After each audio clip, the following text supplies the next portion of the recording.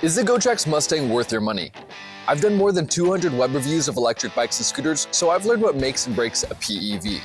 Today we've got GOTRAX's latest moto-style premium cruiser, the GOTRAX Mustang.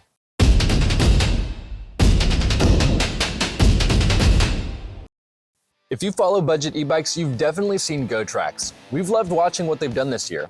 They've added better wiring, bigger batteries, and pushed towards the moped-style moto aesthetic that we love. But at Rider Guide, we believe nothing matters until you actually test the bike. So, what does the Mustang claim to be? On paper, it's a 750-watt rear hub Class 2 cruiser with 28 mph unlocked pedal assist capability, a 48-volt, 10.4 amp-hour battery, 20x4 cruiser fat tires, front suspension, a long padded moto seat, and both throttle and pedal assist.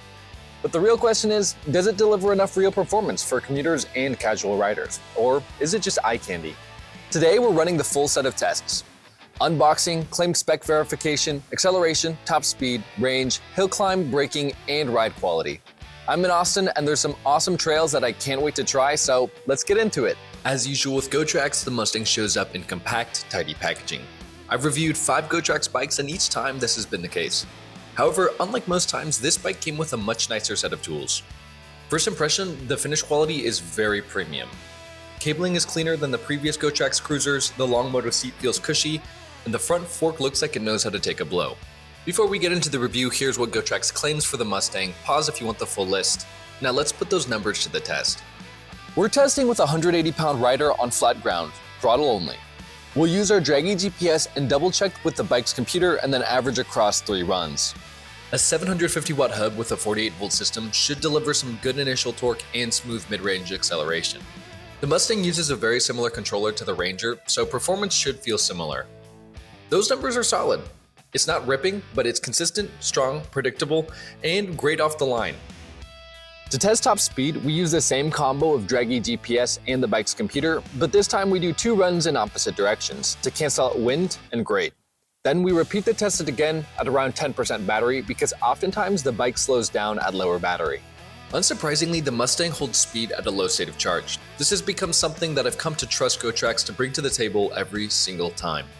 We don't do eco mode flat distance tests with the lightweight rider at Rider Guide. We ride on mixed terrain through stop and go traffic with some light hills and trail riding mixed in. We measure the distance with our draggy GPS and make sure to keep the speed average at around 19 miles per hour.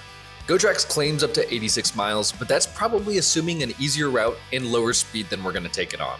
Considering the speed we held and how little I pedaled, I'm very satisfied with this. If you were to pedal more or are lighter than me, you'd probably get some pretty incredible results. We test our bikes by riding them up our standard 6% grade test hill with no pedaling. We then average across 3 runs. A 750-watt rear hub should handle moderate hills fine, but may slow noticeably on longer grades. Let's find out.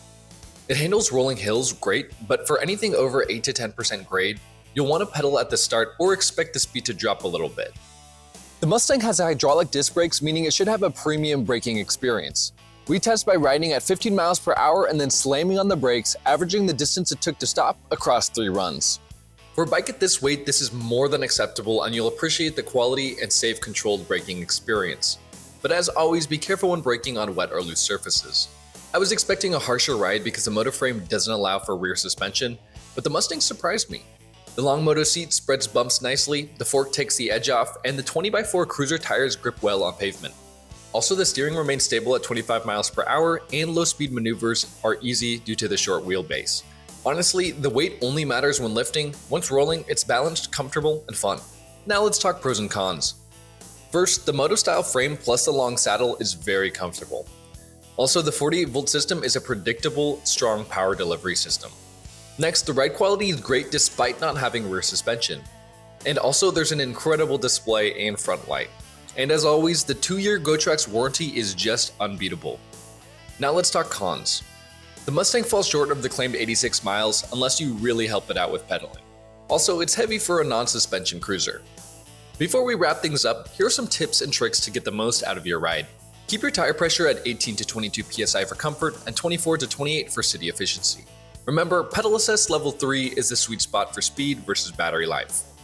And remember to bed your brakes by doing 10 to 20 hard stops to improve the bite. Also, it's important to know that flat tires throw debris, so keep an eye on the chains. Next, do basic battery care. Don't store below 20% and don't leave at 100% for days. Finally, remember that the best thing you can do to extend range is a little pedaling when starting the bike up and going up steep hills. These habits make a huge difference in the long-term performance. So, is the GOTRAX Mustang worth it? If you're looking for a quality, moto-style cruiser with a comfortable, long seat and the simplicity of a 750-watt rear hub system, the Mustang is a seriously compelling option. It looks great, rides even better, and you can't beat GOTRAX's 2-year warranty. But if you want to save some money, I'd point you to the GOTRAX Ranger. It's got a lot of the same design features, but at a lower cost and also some lower specs. On the other hand, if you need something lighter or more compact, I'd point you towards a GOTRAX C4 Pro instead. But for moto commuters, the Mustang checks the boxes and then some. If this helped you, hit like and subscribe and drop your questions down below. And if you want to save money, check our updated coupon code links in the description. We track deals across most major e-bike brands. That's it for this one. Ride safe, and I'll catch you in the next review.